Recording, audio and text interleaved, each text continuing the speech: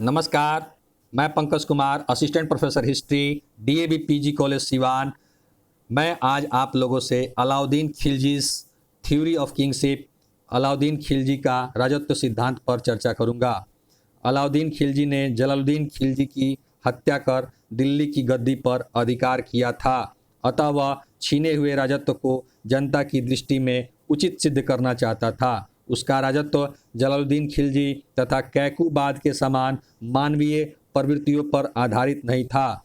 अलाउद्दीन को अपने कार्यों के लिए धार्मिक स्वीकृति प्राप्त करने की आकांक्षा नहीं थी। वह किसी दैवी शक्ति पर आधारित राजत्व में नहीं, बल्कि ऐसे राजत्व में विश्वास करता था जो स्वयं अपने अस्तित्व द्वारा अपना औचित्य सिद्ध कर सके। अलाउद्दीन के राजत्व का संबंध मुख्य रूप से तीन विषयों से है: शासक की निरंकुशता, धर्म एवं राजनीति का पृथक्करण और साम्राज्यवाद। अलाउद्दीन ने बलबन द्वारा प्रस्तुत निरंकुशता के सिद्धांत को और प्रबल बनाया। बलबन के विपरीत उसने शासक की सत्ता को सर्वोपरि बनाया तथा इसके लिए उसने किसी धार्मिक समर्थन का सहारा नहीं लिया। उसका कहना था कि शासक अपने बाहुबल से सत्ता पर अधिकार करता है, न कि ईश्वर की कृपा से, न जनता की इच्छा से और न ही उलेमा या अमीर वर्ग के सहयोग से।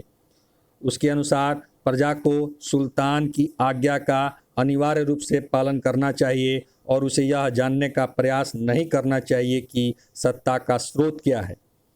अलाउद्दीन ने स्पष्ट किया कि राजनीतिक निर्णयों में राज्य के हित को प्राथमिकता दी जाएगी, न कि शरीयत के आदेश को। अलाउद्दीन ने अमीर वर्ग को शक्तिहीन बनाया, धर्म के प्रभाव से राजनीति को मुक्त किया और निरंकुशता को प्रबल बनाया। अलाउद्दीन के लिए राजत्व के सिद्धांत का प्रतिपादन अमीर खुसरो ने किया।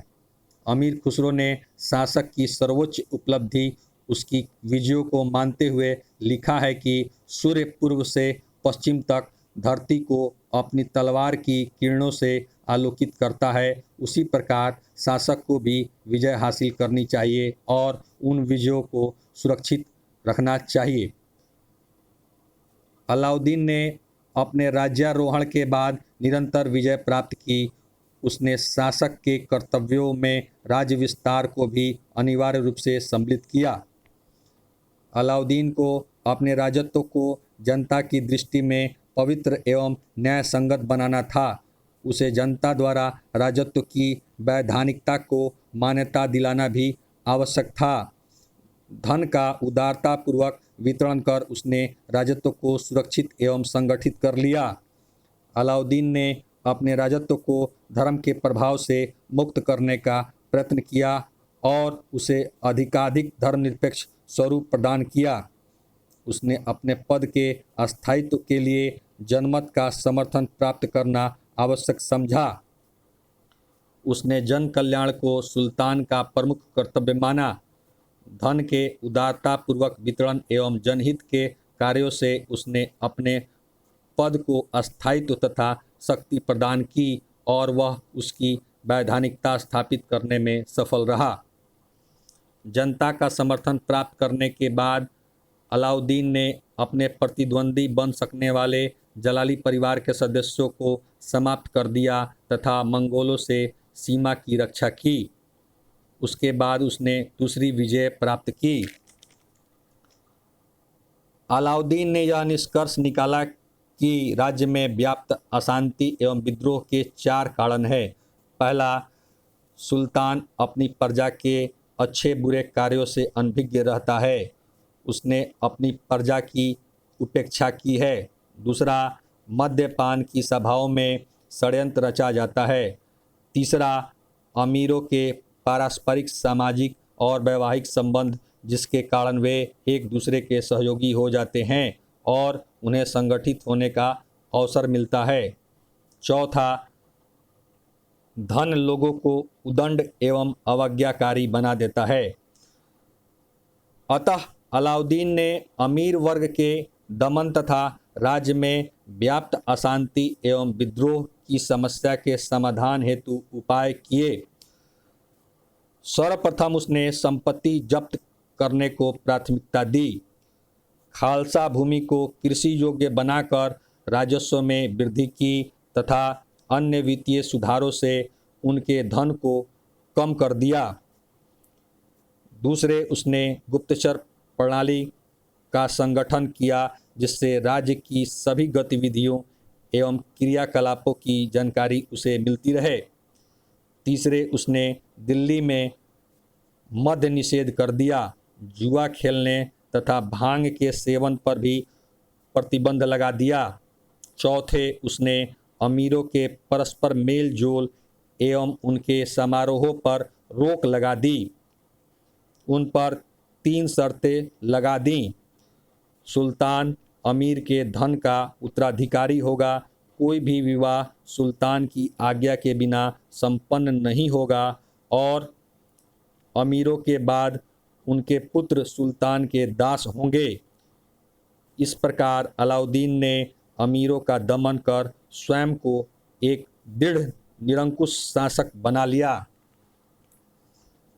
अलाउद्दीन ने खलीफा की सत्ता को मान्यता दी। उसने यामीन उल खिलाफत नासिरी अमीर उल मुमिनीन की उपाधि धारण की। उसने खलीफा से अपने पद की स्वीकृति लेने की आवश्यकता नहीं समझी। अलाउद्दीन ने अपने राजत्व को रक्त संबंधों से ऊपर माना। उसका मत था कि सुल्तान का कोई संबंधी नहीं होता। उसके राज्य में रहने वाला प्रत्येक व्यक्ति या तो सुल्तान का सेवक होता है या उसकी प्रजा। अपनी सफलता, शक्ति और अहंकार से प्रेरित अलाउद्दीन ने 2 योजनाएं बनाई। एक नए धर्म की स्थापना की योजना एवं सिकंदर के समान विश्व विजय करना। उसने अपने सिक्कों तथा सार्वजनिक प्रार्थनाओं में स्वयं को दूसरा सिकंदर घोषित किया। दिल्ली के कोतवाल अला उल मुल्क के परामर्श से अपनी योजनाओं की अव्यावहारिकता को समझकर उसने इन्हें त्याग दिया। इस प्रकार अलाउद्दीन का दृष्टिकोण एक निरंकुश शासक का था। उसने अमीर वर्ग एवं उलेमाओं को अपनी इच्छा के आगे समर्पण को बाध्य किया और प्रशासन को कुशल बनाने का कार्य किया। वह राज्य की राजनीति में उलेमा की सलाह को अव्यावहारिक समझता था। वह जानता था कि वह उन्हीं सिद्धांतों के आधार पर शासन कर सकता था जिसे हिंदू जनता स्वीकार करती हो। अतः उसने बलबन के जातीय उच्चतावादी नीति का त्याग किया और योग्यता के आधार पर पदों का वितरण किया। उसने धार्मिक उद्देश्यों पर बल न देकर व्यवहारिक शासन व्यवस्था की विवेक सम्मत ढंग से स्थापना की। धन्यवाद।